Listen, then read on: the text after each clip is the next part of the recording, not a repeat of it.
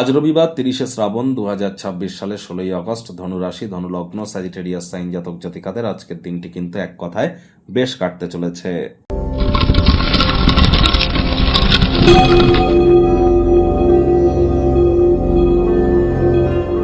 ভিডিওটির শুরুতেই স্ক্রিনে আপনারা দেখতে পাচ্ছেন সূর্যদেবের প্রণাম মন্ত্র। ওম জবা কুসুম শঙ্কাশং কাশ্যপেয়ং মহাদতিম ধান্তারিং সর্বপাপঘ্নং প্রণতস্মি দিবাকরম।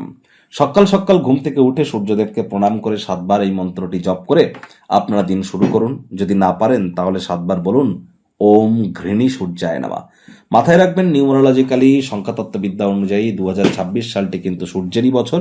যোগ করে দেখুন, ১ হবে সিঙ্গেল ডিজিটে আসলে। সূর্যের বছর।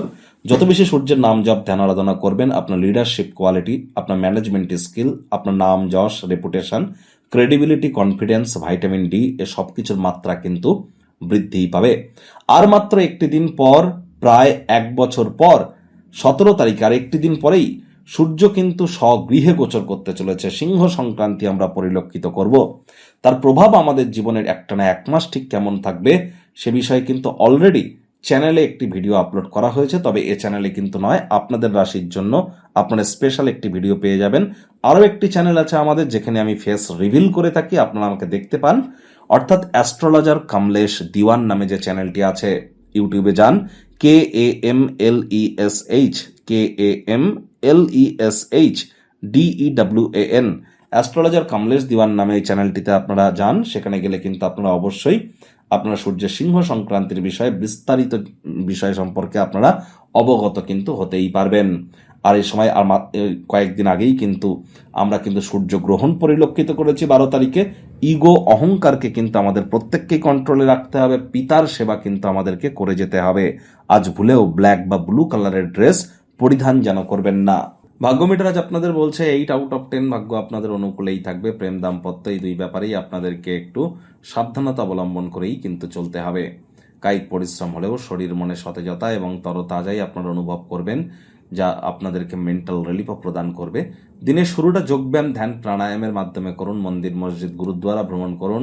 মাথায় রাখবেন, ভালো মন্দ যাই আসে না কেন, সবই তো মনের মাধ্যমেই আসে।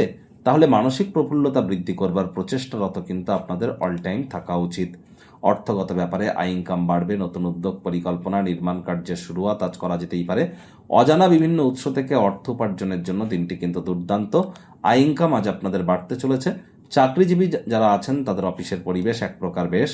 বস, কলিগদের সাথে ভাব ভালোবাসা বাড়বে। কর্মে গতি অনুভব করবেন। নিজের মেধা, দক্ষতা, ট্যালেন্টের দৌলতে প্রশংসার পাত্র পাত্রীও আপনারা কিন্তু হতেই পারেন। রাজনীতিবিদ যারা আছেন জনসংযোগ বৃদ্ধি করুন। সমাজে পপুলারিটিও আপনাদের কিন্তু বৃদ্ধি পাবে। আর রাজনীতিবিদদের বলবো, সমাজসেবা, দান ধ্যান, ধর্মীয় ক্রিয়াকলাপেও কিন্তু অগ্রণী ভূমিকা নিতে হবে।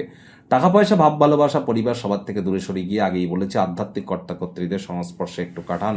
শিক্ষার্থী বিদ্যার্থীদের পড়াশোনায় মনোযোগ আরও বৃদ্ধি করতে হবে। উচ্চ শিক্ষার জন্য যারা বিদেশ যাত্রার কথা ভাবছিলেন, ভাগ্যদেবী আজ আপনাদের পক্ষে নেই। সন্তান সন্ততি থেকে থাকলে তাদের দিকে সজাগ দৃষ্টি আপনারা বজায় রাখুন। হাউস ওয়াইফ যারা আছেন, দিনের শুরুটা তাড়াতাড়ি করুন। প্রেমিক প্রেমিকা, স্বামী স্ত্রী, না ভাব ভালোবাসা, রোম্যান্স, না তর্ক বিতর্ক, অশান্তি, কোনোটাতেই বাড়াবাড়ি যেন করবেন না। অন্যান্য দিনের ন্যায় আজকের দিনটিকে সাধারণ হিসেবে ট্রিট করবার আপ্রাণ প্রচেষ্টা আপনাদেরকে করতে হবে। শত্রুপক্ষ, বিরোধী পক্ষ আজ কিন্তু খুব একটি শক্তিশালী থাকছে না। গৃহের পরিবেশ শান্তিপূর্ণ, নির্ঝঞ্ঝাটি কিন্তু পরিগণিত হবে। আজ অবশ্যই আপনারা জীবনের সমস্যার সমাধানে মানুষজনকে আপনার প্রয়োজনীয় চেতনার আলোয় ভূষিত করবার চেষ্টা করুন। দেখবেন আপনাদেরই নাম, মান, সম্মান, প্রভাব, প্রতিপত্তি বৃদ্ধি পাবে।